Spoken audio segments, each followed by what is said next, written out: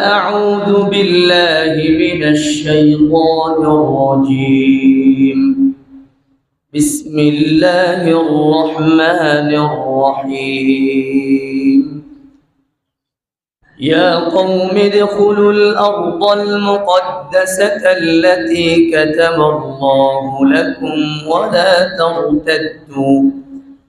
ولا ترتدوا على أدباركم فتنقلبوا خاسرين. وقال تعالى في آية أخرى: يا أيها الذين آمنوا ما لكم إذا قيل لكم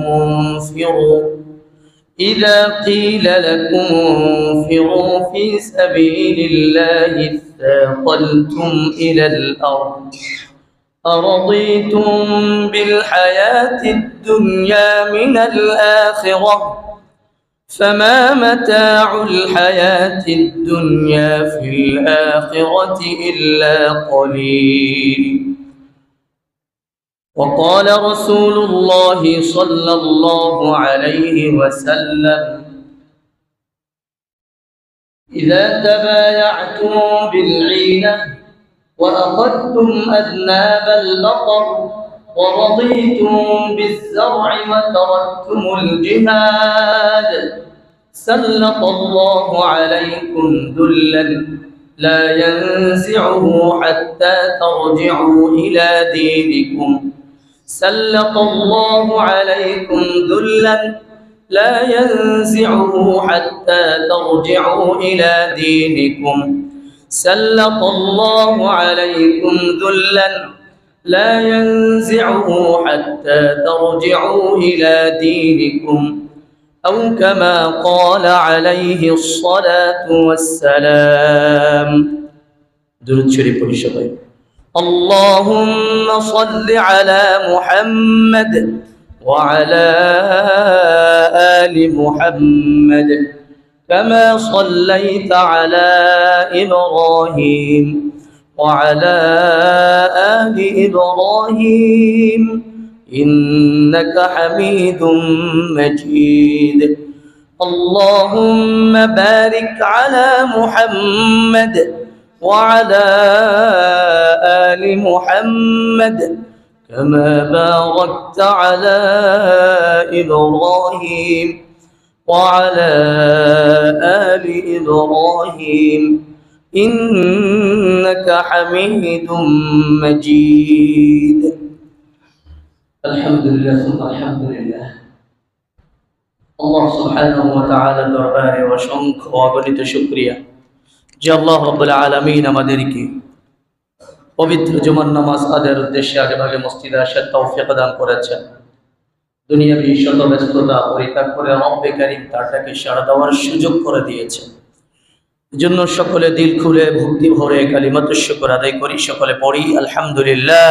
আলহামদুলিল্লাহ। মুহতারাম হাজিরিন, গত সপ্তাহে আমাদের আলোচনার বিষয় ছিল এক নম্বর হলো ইত্তিবাউস সুন্নাহ, সুন্নাতের অনুসরণ করা, এবং ওয়াজতিনাবুল বিদআহ, বিদআতকে পরিত্যাগ করা। গত সপ্তাহে আমার আলোচনার বিষয় ছিল সুন্নাতের অনুসরণ এবং বিদআতকে পরিহার করা।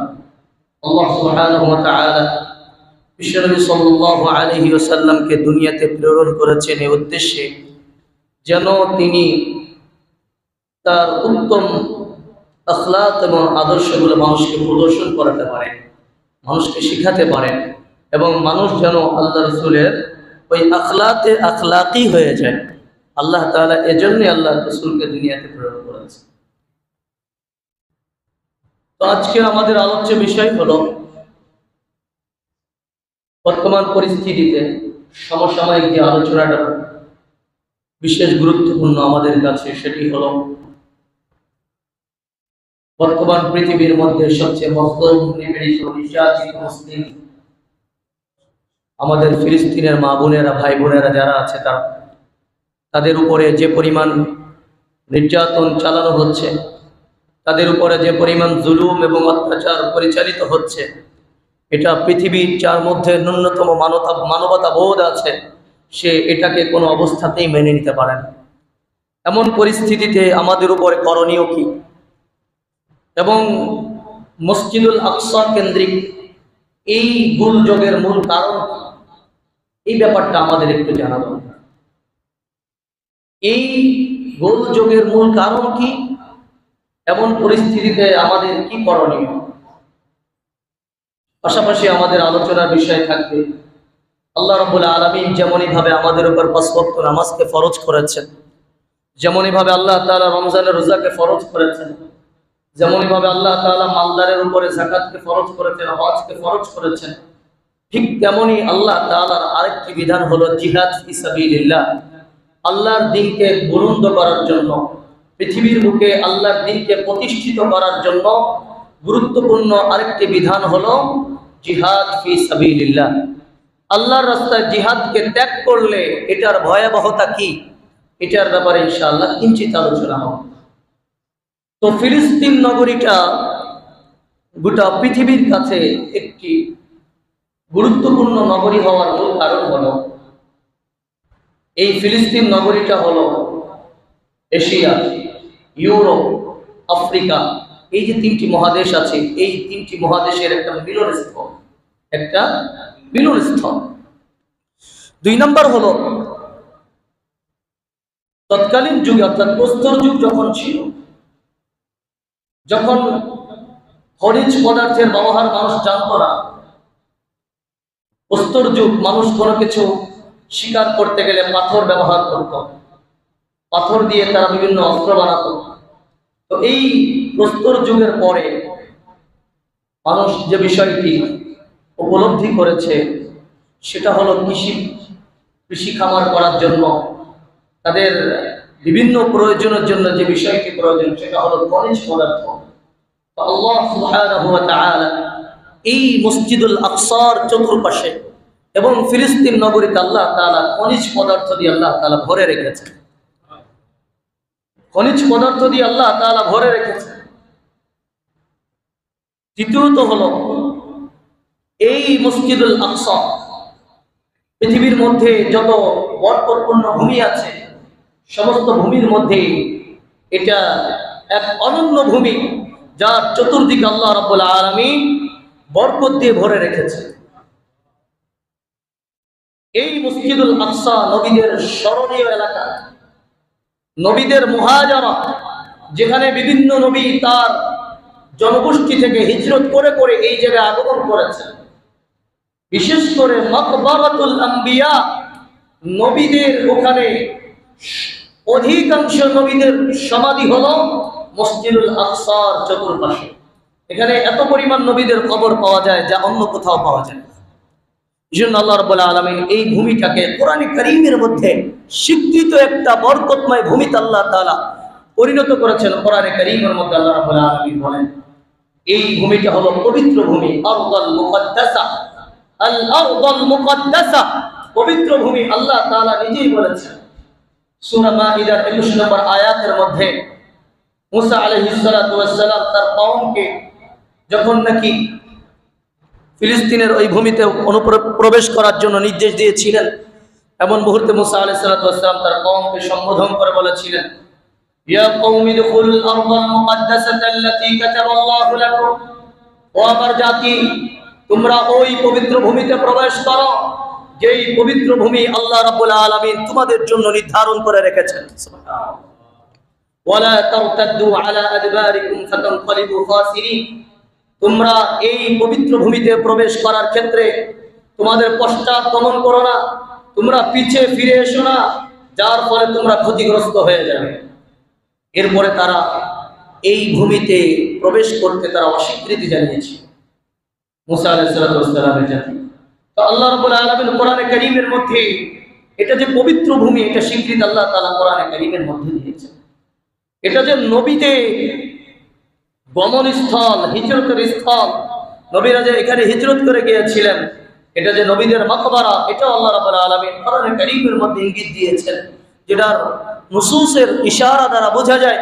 আল্লাহ রাব্বুল আলামিন বলেন সূরাতুল আম্বিয়ার মধ্যে আল্লাহ তাআলা বলেন, ওয়ানাজ্জাইনাহু ওয়া লূতান ইলাল আরদি আল্লাতী বারাকনা ফিহা লিল আলামিন, ইব্রাহিম আলাইহিস সালাতু ওয়াস সালাম এবং তার ভাতিজা হযরত লূত আলাইহিস সালাতু ওয়াস সালাম একসাথে তারা হিজরত করে বর্তমান মসজিদুল আকসা ফিলিস্তিন ভূমিতে তারা আগমন করে চলে এসেছিল। আল্লাহ তাআলা তাদেরকে মুক্তি দিয়ে এখানে নিয়ে এসেছিলেন। এই ভূমির মধ্যে আল্লাহ তাআলা গোটা বিশ্ব জাতির জন্য আল্লাহ তাআলা ভরপুর বরকত রেখে দিয়েছেন। সুবহানাল্লাহ। এরপরে আপনি আসেন, আল্লাহ তাআলা এই জমিকে, এই যে মসজিদুল আকসা, এই মসজিদুল আকসার চতুর্পাশে আল্লাহ তাআলা শুধু বরকত আর বরকত দিয়ে ভরে রেখেছে, শুধু বরকত আর বরকত। এটা এমন একটা ভূমি, এটা এমন একটা ভূমি যে ভূমিতে সারা বছর বৃষ্টিপাত হয়, যে ভূমিতে সারা বছর বৃষ্টিপাত হয় এবং পৃথিবীর মধ্যে সবচেয়ে বেস্ট ওয়েদার হলো এই ফিলিস্তিন নগরী। ঠান্ডাও না, গরমও না, এবং তাপমাত্রা সবসময় 19 থেকে 27 সেলসিয়াস ডিগ্রির মধ্যে থাকে। সুবহানাল্লাহ। মানে আমাদের দেশটা যেরকম নাতিশীতোষ্ণ দেশ, তার থেকেও আরো ভালো আপনার ওয়েদার সমৃদ্ধ দেশ হলো ফিলিস্তিন নগরী। আল্লাহ সুবহানাহু ওয়া তাআলা সূরা বনী ইসরাঈলের মধ্যে আল্লাহ তাআলা এই ভূমির বরকতের ব্যাপারে বলেন, সুবহানাল্লাযী আসরা বি'আবদিহি লাইলাম মিনাল মাসজিদিল হারাম ইলাল মাসজিদিল আকসাল্লাযী বারাকনা হাওলাহু লিনুরিয়াহু মিন আয়াতিনা ইন্নাহু হুয়াস সামিউল বাসীর। আল্লাহ রাব্বুল আলামিন বলেন, বরকতময় হন ওই সত্তা যিনি তার প্রিয় বান্দাকে রাতের আধারে ভ্রমণ করিয়েছে। আল্লাযী আসরা বি'আবদিহি লাইলাম মিনাল মাসজিদিল হারাম, মসজিদুল আকসা থেকে নিয়ে ইলাল মসজিদুল হারাম থেকে নিয়ে মসজিদুল আকসা পর্যন্ত। সুবহানাল্লাহ। মসজিদুল আকসা আল্লাযী বারাকনা হাওলা, যার চতুর্দিকে আমি আল্লাহ সুবহানাহু ওয়া তাআলা বরকত দিয়ে ভরে রেখেছি। সুবহানাল্লাহ। লিনুরিয়াহু মিন আয়াতিনা, আল্লাহ তাআলা তার প্রিয় বান্দাকে মসজিদুল হারাম থেকে মসজিদুল আকসায় নিয়ে গেলেন কেন? আল্লাহর নিদর্শন দেখানোর জন্য, আল্লাহর নিদর্শন দেখানোর জন্য। অপরদিকে আল্লাহ রাব্বুল আলামিন বলেন, ওয়াজআলনা বাইনাহুম ওয়া বাইনাল কুরাল্লাতী বারাকনা ফিহা কুরান যাহিরা।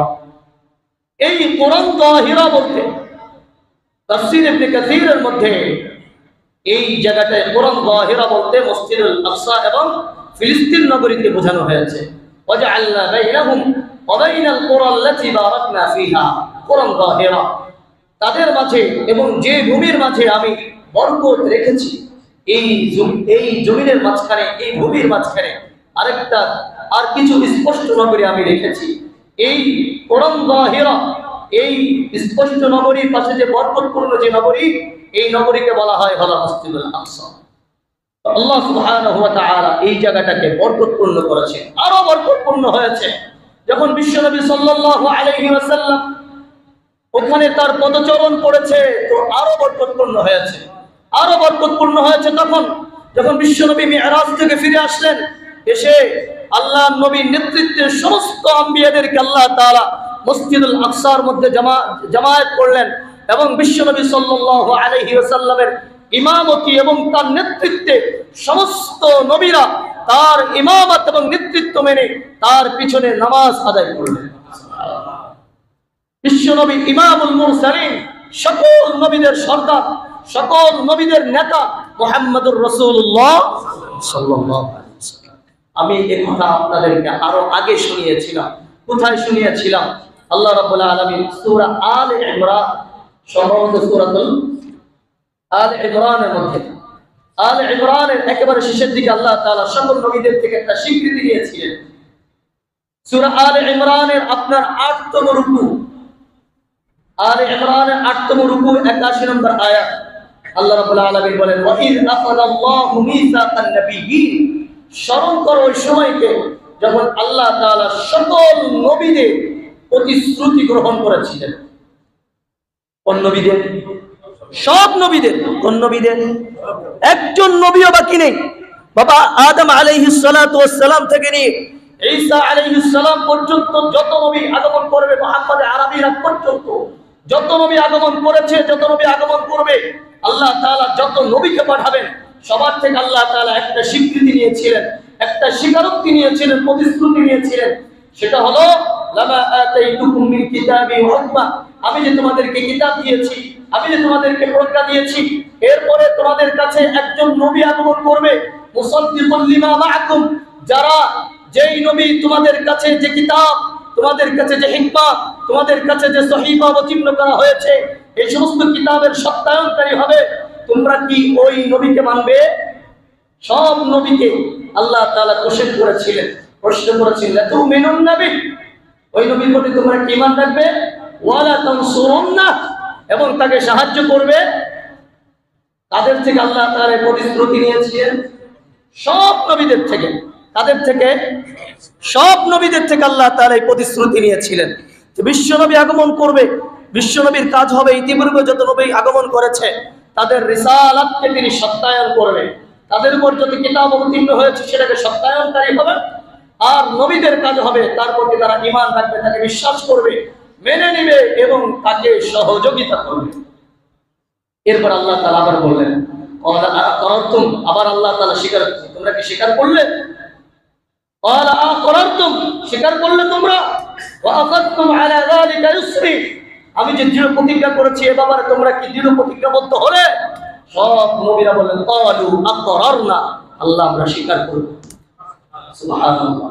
ইমামুল মুরসালিন মুহাম্মদুর রাসূলুল্লাহ সাল্লাল্লাহু আলাইহি ওয়াসাল্লাম মিরাজের রজনীতে যখন মক্কাতুল মুকাররমা থেকে মসজিদুল আকসায় গেলেন, যখন সেখানে তার পদচারণ হয়েছে, আবার ঊর্ধ্ব জগৎ ভ্রমণ করে যখন দুনিয়াতে আগমন করেছে এবং তার নেতৃত্বে সমস্ত নবীদেরকে জামায়াত করে তাকে মসজিদে সমস্ত নবীদের সামনে ইমামতির জন্য অগ্রসর করে দেওয়া হয়েছে, এটার মধ্য দিয়ে ইতিপূর্বে যত নবী আগমন করেছে সমস্ত নবীর রিসালাতের পয়গামের দাওয়াত বন্ধ হয়ে গিয়েছে এবং সমস্ত নবী মুহাম্মদুর রাসূলুল্লাহ সাল্লাল্লাহু আলাইহি ওয়াসাল্লামের উপর অর্পিত যে রিসালাত এবং তার উপর যে রিসালাতকে প্রেরণ করা হয়েছে, যে বিধান এবং যে কোরআনকে প্রেরণ করা হয়েছে, সমস্ত নবী এটাকে তারা নির্দ্বিধায় মেনে নিয়েছে।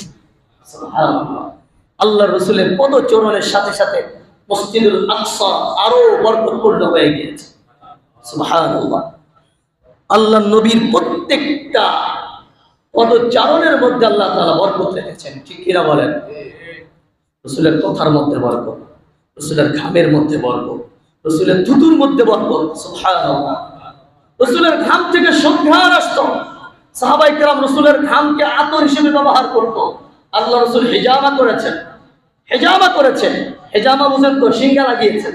যদি সিঙ্গা লাগানোর পরে মানুষের শরীর থেকে যে কুরক্তটা আছে, খারাপ রক্তটা, এটা বের হয়ে যায়, টক্সিন যুক্ত যে রক্তটা আছে এই রক্তটা বের হয়ে যায়। তো একজন সাহাবীকে বলছে এটা তুমি ফেলে দাও। এই সাহাবী করছে কি, এই রক্তটা নিয়ে গোপনে গিয়ে পান করে ফেলছে। কি করছে? কেন, কিভাবে পান করলো? অতি মুহাব্বা, তাদের কি আল্লাহ রাসূলের প্রতি অতি ভালোবাসা ছিল।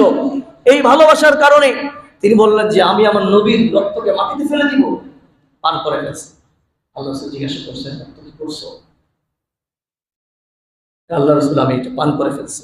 আল্লাহ রাসূল বলেন ওয়াল্লাহি, আল্লাহর কসম, যে শরীরে মুহাম্মাদের রক্ত ঢুকেছে ওই শরীর জীবনে কোনোদিন জাহান্নামের আগুনে পড়বে না।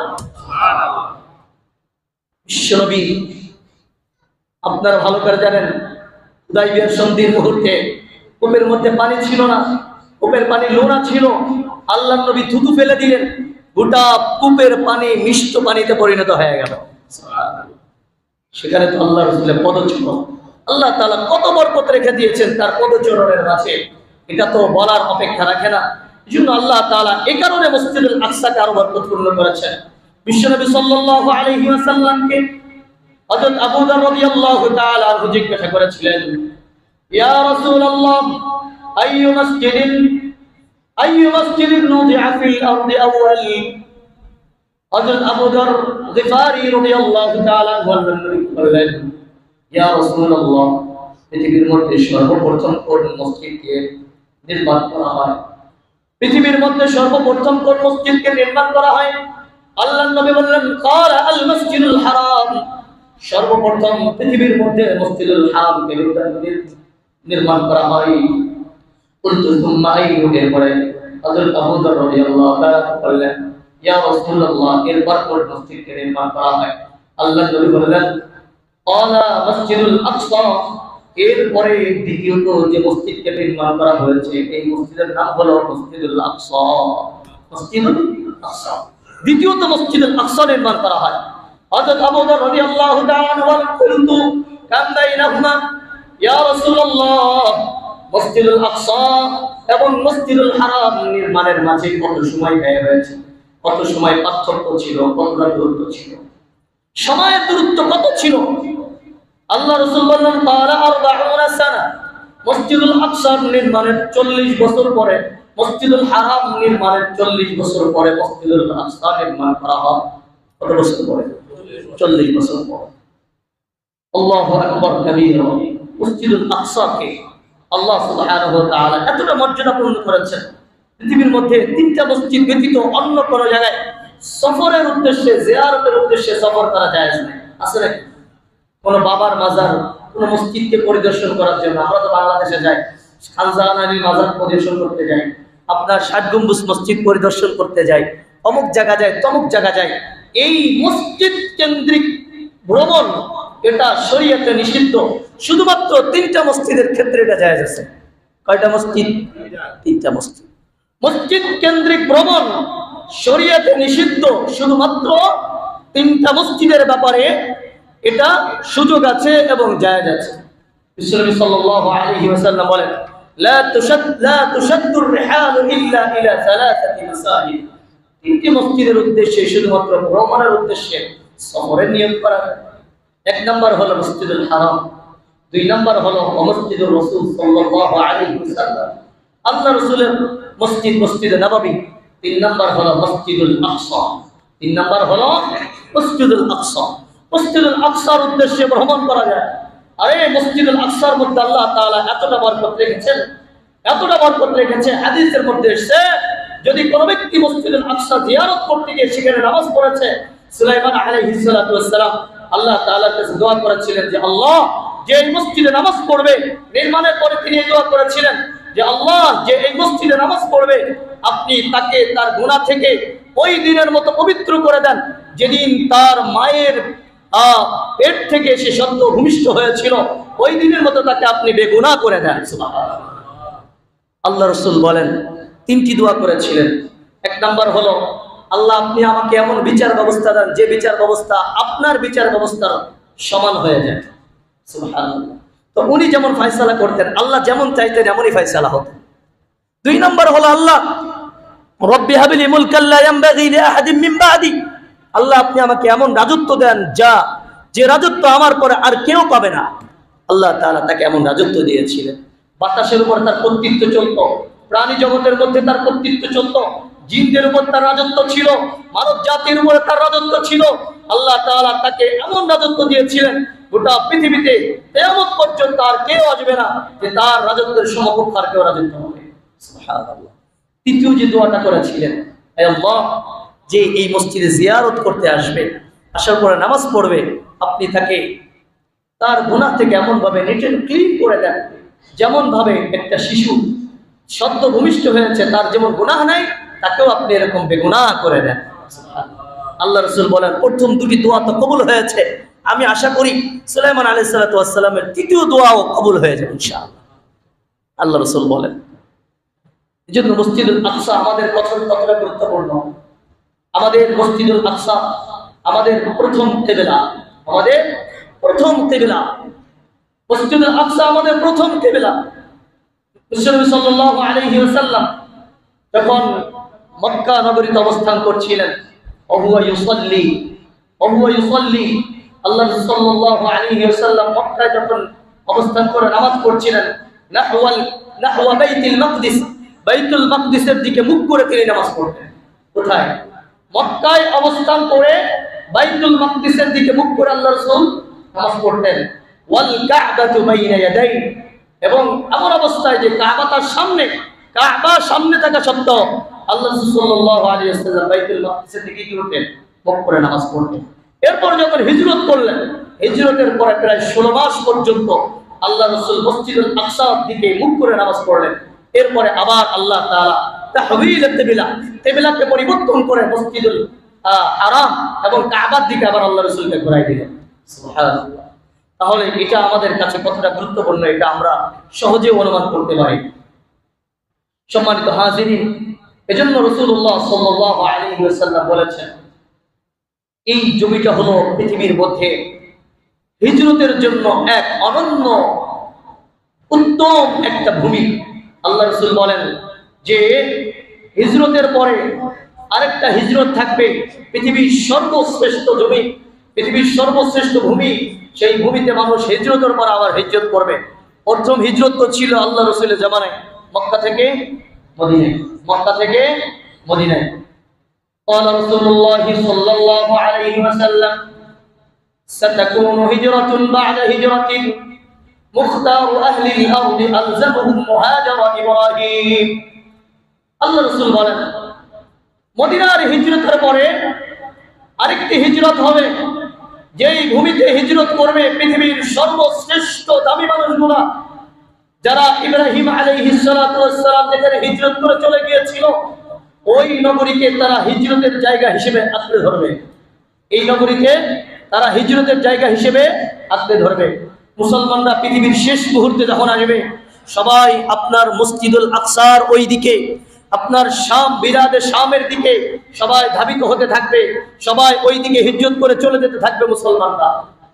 কারণ এই মুহূর্তে, পৃথিবীর শেষ মুহূর্তে আল্লাহ তাআলা সমস্ত বরকত আর রহমত আল্লাহ তাআলা ওই নগরীতে রেখে দিয়েছেন। আল্লাহ রাসূল বলেন, তুবা লিআহলিশ শাম, তুবা লিআহলিশ শাম, তুবা লিআহলিশ শাম। আহলে শাম যারা আছে, মাগরিবে যারা আছে, পৃথিবীর পশ্চিম প্রান্তে যারা আছে, আল্লাহ রাসূল তাদের জন্য সুসংবাদ দিয়েছেন। কি দিয়েছেন? সুসংবাদ দিয়েছেন। কারণ আল্লাহ তাআলা হযরত মাহদী রাদিয়াল্লাহু আনহু, ইমামে মাহদীকে আল্লাহ তাআলা তাদের কাছেই প্রেরণ করবে। ইমাম মাহদী তাদের সাথেই থাকবেন এবং আল্লাহর নুসরত, আল্লাহর সাহায্য তাদের সাথেই থাকবে। এজন্য আমাদেরকে আল্লাহ রাসূল শেষ মুহূর্তে তাদের সঙ্গ দেওয়ার জন্য আল্লাহ তাআলা আমাদেরকে, আল্লাহ রাসূল আমাদেরকে বলেছেন, আল্লাহ রাসূল আমাদেরকে বলেছেন। আর যদি পৃথিবীর সমস্ত মুসলমানরা ওইদিকে হিজরত করে, তাহলে এদিকে কারা থাকবে? আল্লাহ রাসূল বলেন যে ওয়ায়াবকা ফিল আরদি শিরারু আহলিহা। যখন পৃথিবীর সমস্ত মুসলমানরা হিজরত করবে শাম নগরীতে, তখন পৃথিবীর অন্যান্য জায়গায় পৃথিবীর সবচেয়ে নেককার এবং খারাপ মানুষ যারা, তারা অবস্থান করবে। তালফাদুহুম আরদুহুম, তালফাদুহুম আরদুহুম। যেই জায়গায়, যেই ভূমিতে তারা তাদের ওই ভূমিতে অবস্থান করবে, তাকদারুহুম নাসুল্লাহ, যাদেরকে স্বয়ং আল্লাহ ঘৃণা করে, এই সমস্ত খারাপ মানুষদেরকে স্বয়ং আল্লাহ তাআলা ঘৃণা করে। আল্লাহ রাসূল বলেন, ওয়া তাহশারুহুমুন নার মাআল কিরাদাতি ওয়াল খানাজির। আর আগুন যখন ধাওয়া করবে, ধাওয়া করতে করতে যখন আগুন তাদেরকে নিয়ে যাবে, তো তারা বান্দর আর শূকরের সাথে একত্রিত হয়ে তারা মৃত্যুবরণ করবে। নাউযুবিল্লাহি মিন যালিক। আপনারা তো এটা স্পষ্ট জানেন, বর্তমান পৃথিবীর মধ্যে দুটি গোষ্ঠী আছে, যাদের কাছে এক গোষ্ঠী, যাদের কাছে হনুমান আর বান্দর খুব ভালো লাগে, ঠিক কিনা? পৃথিবীর মধ্যে দুটি গোষ্ঠী আছে, যাদের মধ্যে এক গোষ্ঠী, যাদের কাছে হনুমান আর বান্দর কি ভালো লাগে, যাদের প্রতীক হলো হনুমান। আরেক গোষ্ঠী আছে যাদের কাছে শূকর ভালো লাগে। এই দুটি গোষ্ঠী পৃথিবীর মধ্যে সবচেয়ে আপনার বর্বর রচিত ইতিহাস তারা কি বলে রচনা করছে।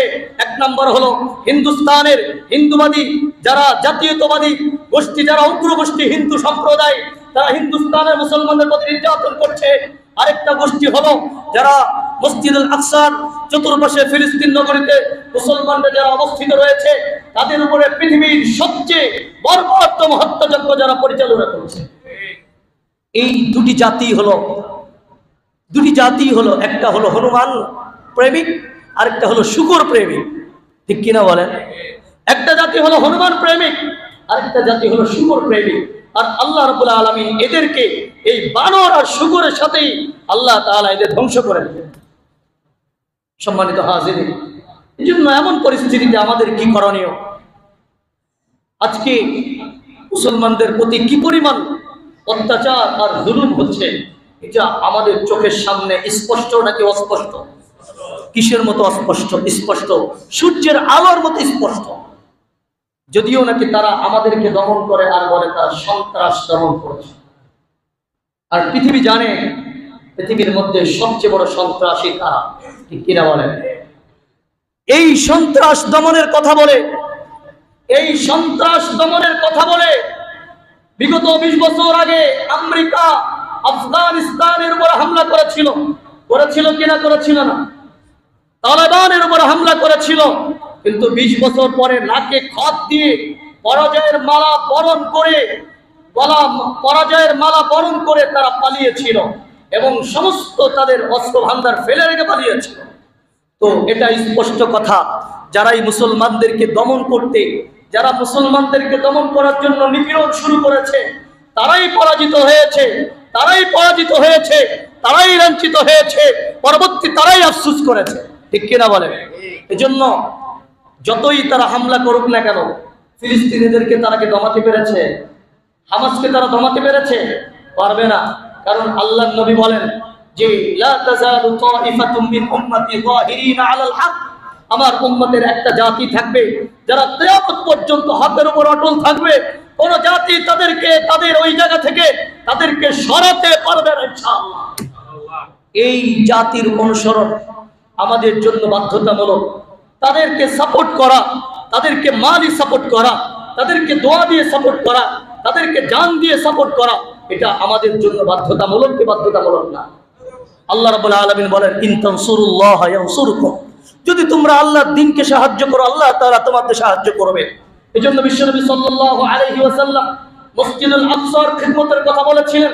যখন মসজিদুল আকসার খিদমতের কথা আসলো, সাহাবায়ে কেরাম বললেন কুলনা ইয়া রাসূলুল্লাহ ফামান লাম ইস্তাতি আন ইয়াতাহাম্মালা ইলাইহি, যদি কেউ মসজিদুল আকসাকে খিদমত করার জন্য সেখানে যেতে না পারে তাহলে তার জন্য করণীয় কি? আল্লাহ রাসূল বললেন ক্বালা মান লাম ইস্তাতি আন ইয়াতিয়াহু, যদি কেউ মসজিদুল আকসায় যেতে না পারে, মসজিদুল আকসায় গিয়ে খিদমত করতে যদি কারো সক্ষমতা না থাকে, ফালইউহদি ইলাইহি যাইতান ইসরাজ বিহি, সেজন্য মসজিদুল আকসায় বাতি জ্বালানোর জন্য যদি সম্ভব হয় একটু তেল হাদিয়া দেবে, যে তেলের মাধ্যমে মসজিদুল আকসার বাতি জ্বালানো হবে। কথা বুঝে আসছে? সে যদি এটা পারে তাহলে সে এটাও যেন পারে। রাসূল বলেন ফাইন্না মান আহদা ইলাইহি যাইতান, যে মসজিদুল আকসার বাতি প্রজ্বলিত করার জন্য তেল হাদিয়া দিল, তেল প্রেরণ করলো, কানা কামান কদ আতা, সে কেমন যেন মসজিদুল আকসায় এসে মসজিদুল আকসার খিদমত করবে। সুবহানাল্লাহ।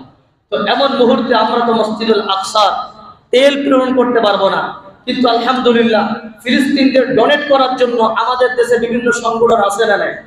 কথা বলেন আছে না নাই? সরাসরি তাদের কাছে যাচ্ছে। তো এটা আমাদের জন্য বড় একটা সুবর্ণ সুযোগ। আমরা তাদের জন্য আমাদের কিছু হাদিয়া আমরা মাঝে মধ্যে পাঠাবো ইনশাআল্লাহ, ঠিক আছে না? ইনশাআল্লাহ। এটার একটা সহজ কথা হলো, আমরা ইসরায়েলি সমস্ত পণ্য বয়কট করব নাকি ঘরে নিয়ে যাব?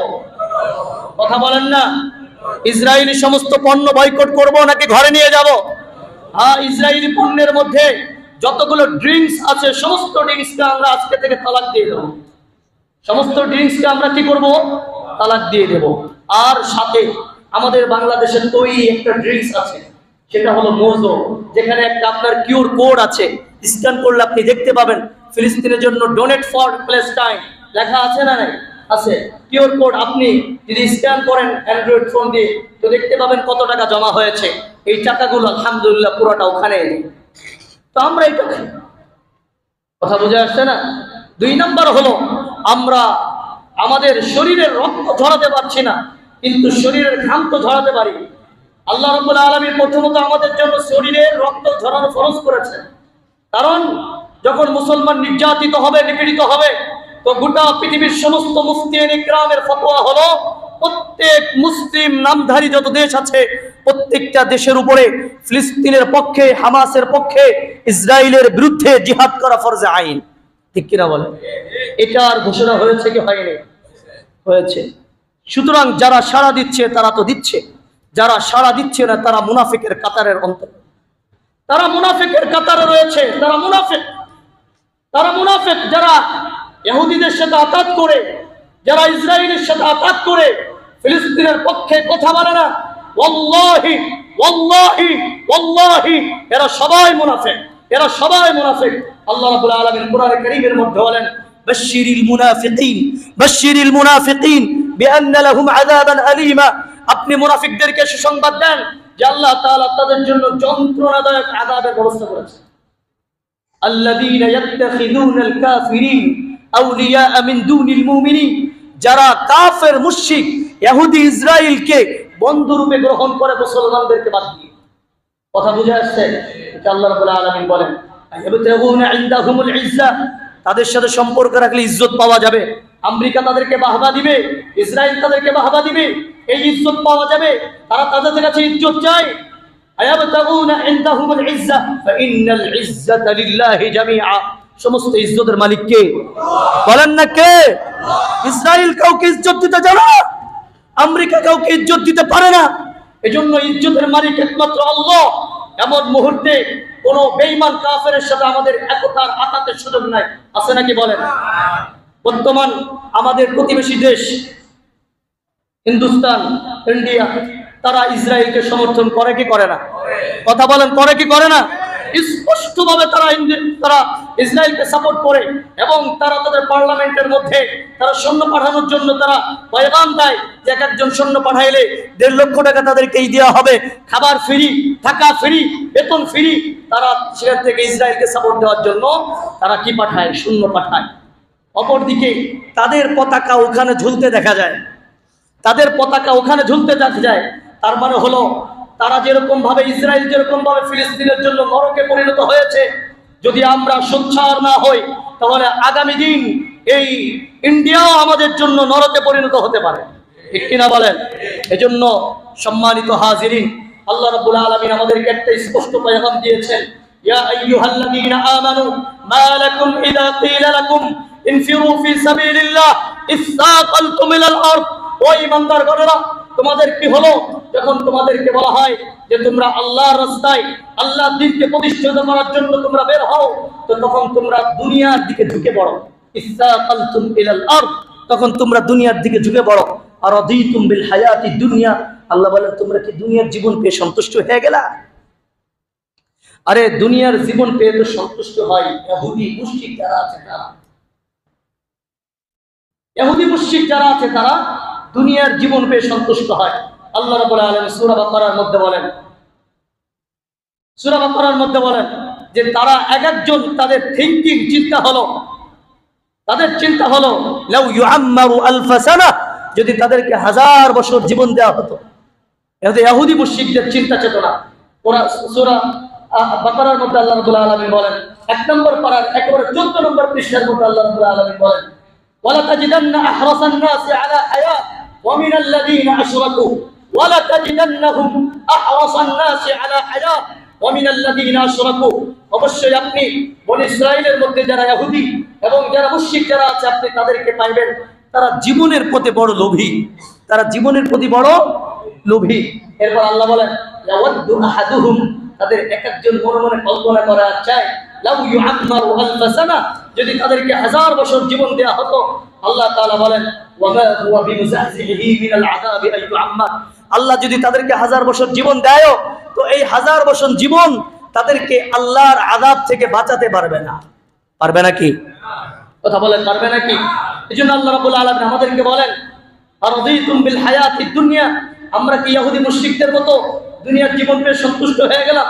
এরপর আল্লাহ বলেন ফামা মাতাউল হায়াতিদ দুনিয়া ফিল আখিরাতি ইল্লা কালিল, আরে আখিরাতের তুলনায় দুনিয়ার জীবন একেবারেই কিছু না, একেবারেই সামান্য। আখিরাত শুরু হবে যার কোনোদিন শেষ নেই, অফুরন্ত জীবন, যে জীবনের শুরু আছে শেষ নেই, যে জীবনের শুরু আছে। দুনিয়ার যত সম্পদ আপনি অর্জন করেন না কেন, একদিন হয় সম্পদ ফুরিয়ে যাবে, না হয় আপনার জীবন ফুরিয়ে যাবে, সম্পদ বাকি থাকবে, ঠিক কিনা বলেন? ঠিক কিনা বলেন? এই কথাগুলো আল্লাহ তাআলা কেন বললেন আমাদেরকে? যেন আমরা দুনিয়ার প্রতি আসক্তি হয়ে জিহাদ ফি সাবিলিল্লাহকে আমরা ত্যাগ না করি। এরপর আল্লাহ রাব্বুল আলামিন আবার বলেন ইল্লা তানফিরু ইউআযিবুকুম আযাবান আলীমা ওয়া ইস্তাবদিল কওমান গায়রাকুম ওয়া লা তাদুররুহু শাইআ আল্লাহু আলা কুল্লি শাইইন কাদির। আল্লাহ বলেন যদি তোমরা আল্লাহর রাস্তায় জিহাদ ফি সাবিলিল্লাহর জন্য বের হও ইল্লা তানফিরু, যদি তোমরা বের না হও, ইউআযিবকুম আযাবান আলীমা, আল্লাহ তাআলা তোমাদেরকে যন্ত্রণাদায়ক শাস্তি দিবেন। একটা শাস্তি দুনিয়াতে হবে, আর একটা শাস্তি আখিরাতে হবে। একটা শাস্তি কোথায় হবে? দুনিয়াতে হবে। দুনিয়াতে কি শাস্তি হবে? বিশ্বনবী সাল্লাল্লাহু আলাইহি ওয়াসাল্লাম বলেন, ইযা তাবায়াতুমুল ঈনা, যখন তোমরা যুদ্ধ পরিচালনা করবে, যখন তোমাদের মাঝে যুদ্ধ পরিচালিত হবে, ওয়াকাতুম আযনাবাল বাকর, আর তোমরা তোমাদের গবাদি পশু নিয়ে পড়ে থাকবে, ওয়ারাদিতুম বিযরা, তোমরা তোমাদের কৃষিবাদ চাষাবাদি নিয়ে তোমরা পড়ে থাকবে, ওয়া তারাকতুমুল জিহাদ, আর আল্লাহর রাস্তায় জিহাদকে তোমরা ত্যাগ করবে, সাল্লাল্লাহু আলাইকুম যুল্লান, আল্লাহ তাআলা তোমাদের উপর অপদস্থতা চাপিয়ে দিবে। আল্লাহ তাআলা তোমাদের উপরে অপদস্থতা চাপিয়ে দিবে। আচ্ছা বলেন তো, আজকে পৃথিবীর মধ্যে আমরা কি সম্মানিত জাতি না অপমানিত জাতি? কথা বলেন না। ইহুদি মুশরিকদের কাছে আমরা কি খুব সম্মানিত নাকি অপমানিত? কথা বলেন। যদি আমরা সম্মানিত হতাম, তাহলে আমাদের সম্মানকে তারা সম্মানের দিকে তাকিয়ে, সম্মানিত ব্যক্তিদের সম্মানের দিকে তাকালে হতো, তারা কিন্তু কথাগুলো রাখতো। ঠিক কিনা বলেন? কাজী মুসলমানদের জীবন তাদের কাছে কোনো জীবনই না। নেতানিয়াহু সরকার তো কথা বলেছে যে হয় তোমরা আমাদেরকে মনে নাও, না হয় তোমরা মারা যাও, না হয় মরো, হয় আমাদেরকে মানো, না হয় তোমরা মরো। এটাই আল্লাহ তাআলা তাদের বাস্তবতা বলেছেন, ওয়ালান তারদা আনকাল ইয়াহুদ ওয়ালান নাসারা। নবী মনে রাখবেন, কিছুতেই আপনার প্রতি ইহুদিরাও সন্তুষ্ট হবে না, খ্রিস্টানরা আপনার প্রতি সন্তুষ্ট হবে না, হাত্তা তাত্তাবিআ মিল্লাতাহুম, যতক্ষণ না আপনি তাদের ধর্ম অনুসরণ না করেন। তারা চায় আমরা কি হয়ে যায়? ইহুদি হয়ে যায়। তারা চায় আমরা নাসারা হয়ে যায়। তারা চায় আমরা হিন্দু হয়ে যায়। তারা চায় আমরা মাজুসি হয়ে যায়। এটাই তাদের প্রত্যাশা। যদি আমরা তাদেরকে মানি, তাহলে তারা আমাদের নিরাপত্তা দিবে, আর যদি আমরা তাদেরকে না মানি, তাহলে তারা আমাদেরকে নির্দয়ভাবে হত্যা করবে। কথা বুঝে আসছে ভাই? এজন্য আল্লাহ সুবহানাহু ওয়া তাআলা বলেন, যদি তোমরা জিহাদকে ছেড়ে দাও, আজকে আমরা জিহাদকে ছেড়ে দিয়েছি। আজকে আমাদের সামরিক শক্তির অভাব নেই। আজকে আমরা পারমাণবিক শক্তিধর রাষ্ট্রের অন্তর্ভুক্ত। আজকে মুসলিম কান্ট্রিতে পারমাণবিক শক্তি আছে। আজকে মুসলিম কান্ট্রিতে কে বলে যে আপনার সুনামযোগ্য আপনার অস্ত্রাদি সম্পদ আছে, তারপরে মুসলিম কান্ট্রি তারা জিহাদের জন্য অগ্রসর হচ্ছে না। যার কারণে আল্লাহ রাব্বুল আলামিন আমাদের উপরে এই লাঞ্ছনা আর অপদস্থতা চাপিয়ে দিয়েছে। এটা কেবলমাত্র শুরু। কেবলমাত্র কি শুরু? আল্লাহ বলেন, লা ইয়ানজিউহু হাত্তা তারজিউ ইলা দীনিকুম, যতক্ষণ পর্যন্ত আমরা দ্বীনের বিধানের প্রতি না ফিরব, ততক্ষণ পর্যন্ত আল্লাহ তাআলা এই অপদস্থতা আমাদের থেকে সরাবে না। এই অপদস্থতা আমাদের থেকে সরাবে না। এজন্য ভাই, আজকে এই অপদস্থতা আর এই দিগ্লতির পিছনে মূল দায়ী আমরা নিজেরাই। ঠিক কিনা বলেন? ঠিক কিনা বলেন?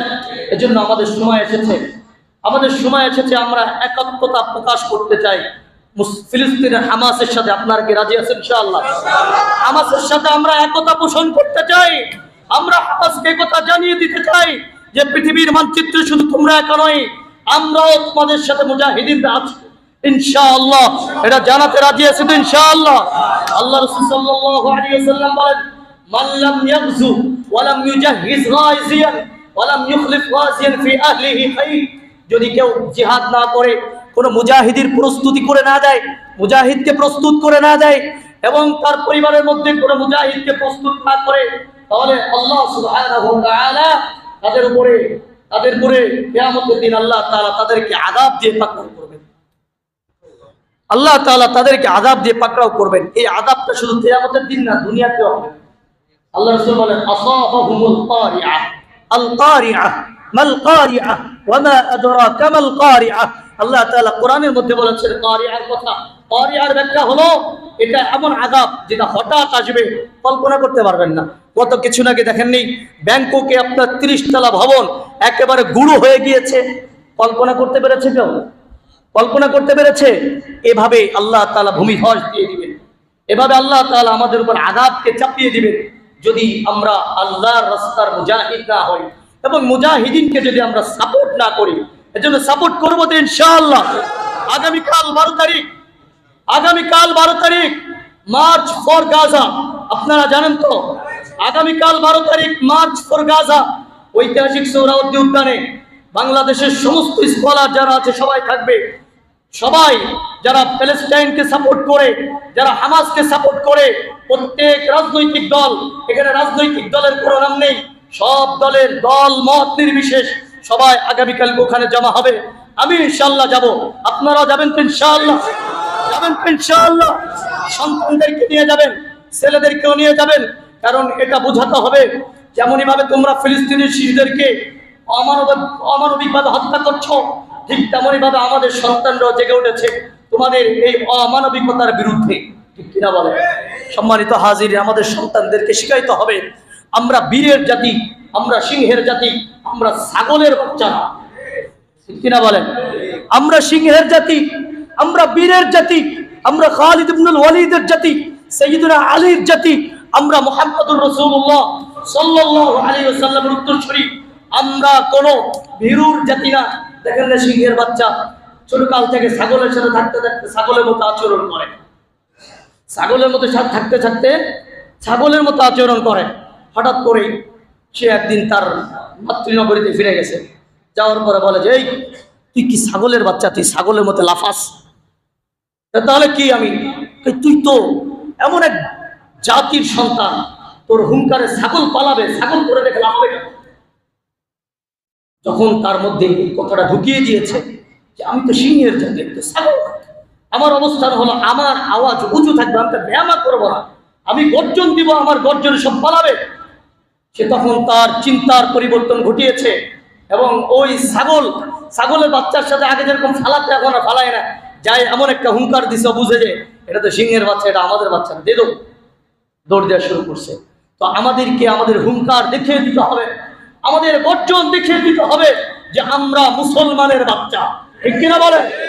যদি হিন্দুরা কথা বলতে পারে, যদি হিন্দুরা কথা বলতে পারে যে তারা শিবের বাচ্চা, যদি তারা কথা বলতে পারে যে তারা হিন্দুর বাচ্চা, তাহলে তুমি মুসলমান কেন বলতে পারো না যে তুমি মুসলমানের বাচ্চা? তুমি কেন বলতে পারো না তুমি মুসলমানের বাচ্চা? যেখানে ইহুদি বলে সেই ইহুদির বাচ্চা। কাজেই আজকের পর থেকে আর কোনো সমঝোতা নাই, আজকের পর থেকে আমরা শুধু প্রতিরোধ করে যাবো ইনশাআল্লাহ। আজকের পর থেকে প্রতিরোধ হবে, কোনো সমঝোতা আমরা চাই না, ঠিক কিনা বলেন? আমরা মুসলমানরা একতাবদ্ধভাবে কাজ করব। আমার ভাই যে সুন্নি হয় সুন্নি, শিয়া হয় শিয়া, কিন্তু কালিমাতে এক, রব আমাদের এক, কোরআন আমাদের এক, কথা আমাদের এক, আমরা সবাই এক, ঠিক কিনা বলেন? আমরা কোনো দল মত নির্বিশেষ এই দল সেই দল এখন দেখতে চাই না। আল্লাহর কালিমাকে বলন্ডিত করতে হলে, আল্লাহর দ্বীনকে প্রতিষ্ঠিত করতে হলে আল্লাহ রাব্বুল আলামিন বলেছেন ওয়া'তাসিমু বিহাবলিল্লাহি জামিআ, তোমরা আল্লাহর এক রজ্জুকে তোমরা আঁকড়ে ধরো। এজন্য আমরা এক হয়ে থাকবো ইনশাআল্লাহ। আল্লাহ তাআলার কাছে আমরা দোয়া করব, আল্লাহ আমাদেরকে এক এবং নেক বানায় দেন, বলেন না আমিন।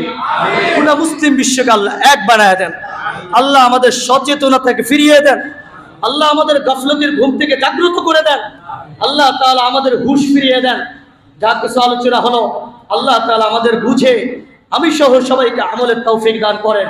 আগামীকালকে মার্চ ফর গাজা বিকাল 5টা থেকে 3টা থেকে ঐতিহাসিক সোহরাওয়ার্দী উদ্যানে আগে ইনশাআল্লাহ সবাই থাকবেন। সত্যিকার ভাবে বাংলাদেশের সবচেয়ে ঐতিহাসিক সমাবেশ আগামীকালকে হবে ইনশাআল্লাহ, সবাই থাকবো ইনশাআল্লাহ। আরে ভাই সারা মাস কাজ করি, যদি আমরা ফিলিস্তিনের মতো হতাম আমরা, তাহলে কি অবস্থাটা হতো আমাদের বলেন? কাজ করার সুযোগ ছিল, ঘরে ঘুমানোর সুযোগ ছিল। গতকালকে একজন আমাকে 71-এর ঘটনা বলতেছিল, বলে 71-এর সময় এমন অবস্থা হয়েছে, উপর থেকে ফায়ারিং হচ্ছে, গুলি হচ্ছে, তা আমি ঘুমিয়ে আছি মাঠের মধ্যে, এর উপরে 4-5টা বালুর বস্তা দিয়ে রাখছি যেন গুলি আসলে বালুতে লাগে, আমাদের না রাখে, আমাদের তা লাগে। তো আরে ফিলিস্তিন তো প্রত্যেক মুহূর্তে মুহূর্তে হুড়মুড় করে আপনার কি বলে ফায়ারিং হচ্ছে, বোমিং হচ্ছে, তাদেরকে নিধন করা হচ্ছে। এটা যদি আমাদের হতো আমরা কি সহ্য করতে পারতাম?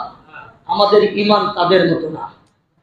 যাদের ঈমান মজবুত আল্লাহ তাদেরকেই পরীক্ষায় ফেলেন, যাদের ঈমান মজবুত আল্লাহ তাদেরকে পরীক্ষায় ফেলেন।